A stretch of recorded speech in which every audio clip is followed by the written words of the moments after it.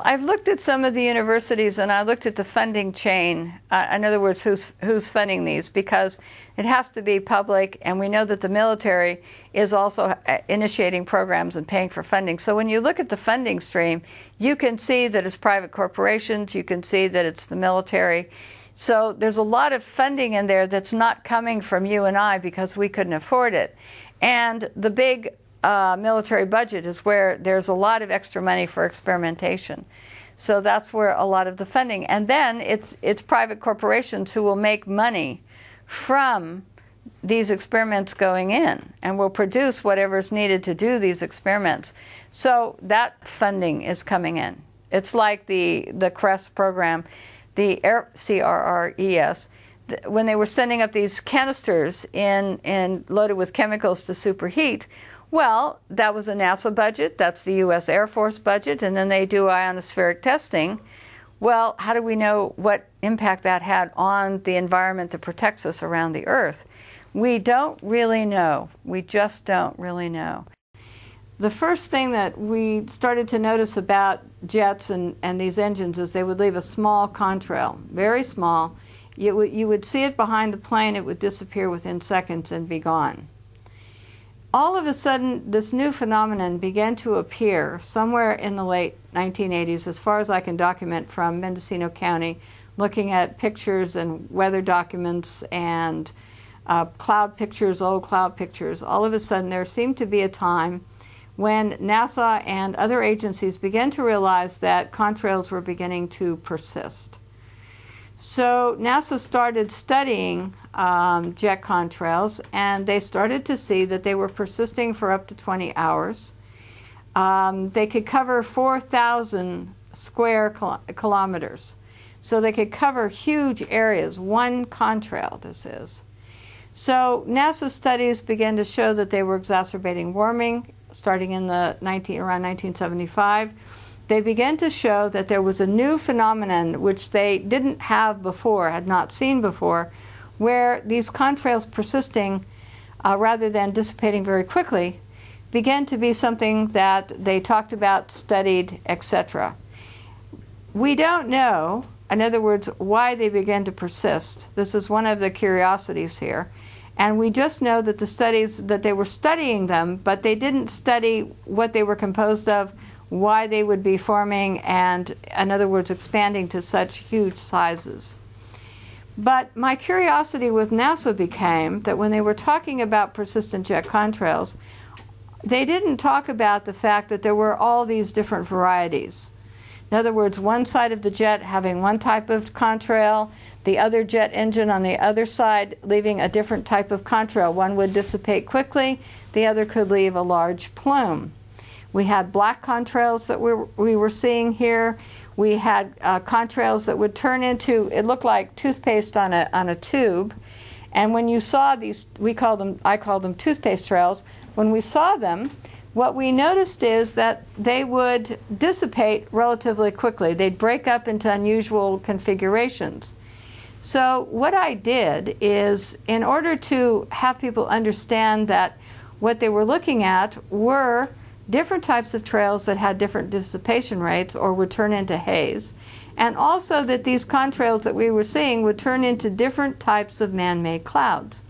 NASA just talks about jet contrails turning into man-made clouds in their studies, but they don't tell you about the brown clouds, they don't tell you about the different cloud configurations that these contrails turn into.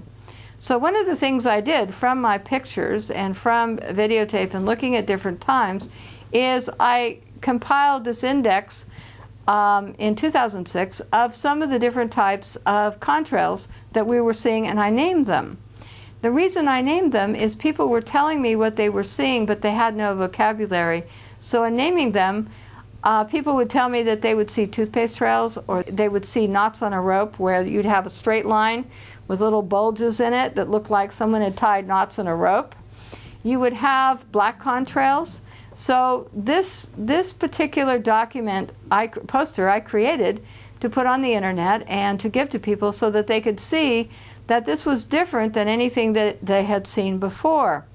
So when I started to document this, I took and I would find that there were things called bursts, where a jet would fly in leaving a contrail, and then all of a sudden you'd see this huge burst, no contrail leaving, but you would get this kind of configuration. And I go, well, what happened here?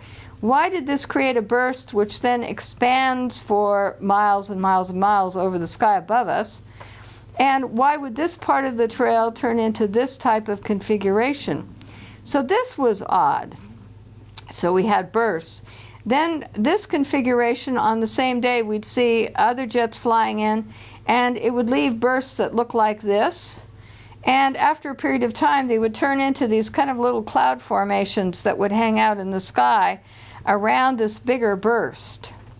Now, other trails that would be left would be absolutely huge in configuration, and they'd start small, like up here. Every one of these contrails started very small, just as a fine line.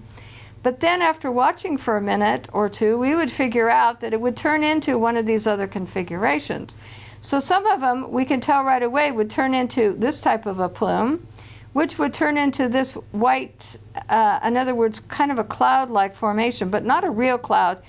It's a man-made cloud, according to NASA, and it would cover the whole entire sky. So these configurations, if we saw anything that looked like this after a short period of time, we knew that this would cover the whole sky. Now, other configurations, knots on a rope, you'd have something that looked like waves. You would have what we call mushroom type of contrail, where part of the contrail turned into mushroom-like, it looked like mushrooms growing on one side of it, and the other side would not have that configuration. So the two sides of the jet engine would release a different type of plume, which would turn into, on either side of the jet, one plume could dissipate quickly, the other plume could turn into a different configuration. So we thought it odd. Then we'd have black contrails that would expand and expand like the white ones, but look like black. So we thought, well, what's being released that would turn black? So all of these contrails I put into this poster so that people could see the feathers and the different ones. And as this was on the internet, people began to say, we're seeing this type of plume today. We're seeing a twist, where it looked like there's a twist on one end and then this big plume would come up. So they could name the trails, how long they were seeing them. So when I talk to people from around the world and in the United States, we can discuss what type of trails that they're seeing, and then they tell me about more and send pictures of different ones.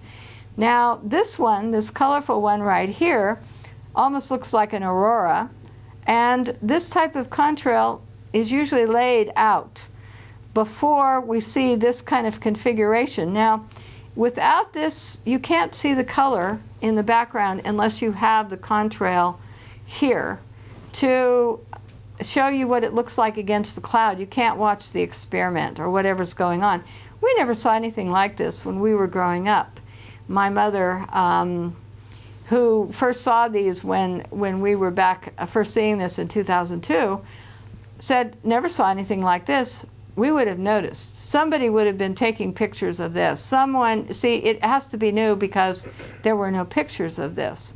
So this is why I invented this particular poster, just so that people could get an idea of the different types. Well, then what happens? Why would you get different types? And so the standard answer is, well, there's different atmospheric conditions.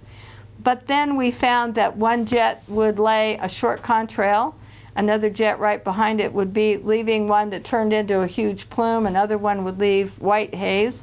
So we're saying it can't be just atmospheric conditions, there has to be something else going on. Then we saw X's and stop and goes, where a jet like this would leave a plume and then all of a sudden it would stop. We saw spray apparatuses where there was a wingtip to wingtip spraying, so that you could see that there was spray coming off the entire length of the wing. Stop for a while, then start again, stop for a while, start again. So all of these things were going on, and we're saying this isn't just normal, something that we've seen since 1919, before we even had the equipment and no jet engines. So when NASA says they've seen contrails, for example, since 1919, not from jet engines because they weren't in existence.